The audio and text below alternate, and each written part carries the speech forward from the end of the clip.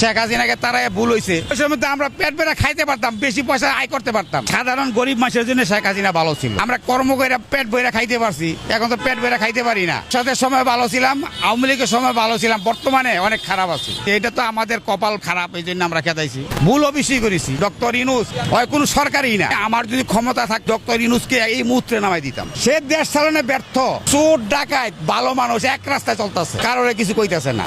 কেমনে সরকার ভালো হইলো? আমরা নিয়ে আসছি, ভাবছি সে অনেক বড় মাপের মানুষ, সে জনগণের কথা ভাববো, গরিব দুঃখী মানুষের কথা ভাববো। এখন দিয়ে সে তার নিজের কথাই ভাবতেছে। ডক্টর ইউনূস সাধারণ জনগণ না, পুরা বাংলাদেশের মানুষের কথা সে ভুলে গেছে ক্ষমতা হাতে পাইয়া। যারা কোটি কোটি টাকার মালিক হেরা ইউনূসের দলের লোক। 5ই আগস্টের পরে যারা ক্ষমতায় পাইয়া অর্থ প্রভাবশালী হয়েছে, দেশের কথা ভাবে নাই, দেশের জনগণের কথা ভাবে নাই, তারা তো ইউনূস সরকারের লোক, ডক্টর ইউনূসের সহকর্মী। সাধারণ মানুষ শান্তি চায়, সাধারণ মানুষ জঞ্জাট মুক্ত দেশ চায়। গরিবের জন্য এই দেশের কোনো রাজনীতি দল পাবে না। সবাই ভাবে পেট নীতি কেমনে করব, বাড়ি একটার জায়গায় 5টা কেমনে করব, সবাই এটাই ভাবে। 18 কোটি জনগণের ভিতরে 10 কোটি জনগণ হলো গরিব, তাহলে এই 10 কোটি মানুষের সামাল কিভাবে দিব?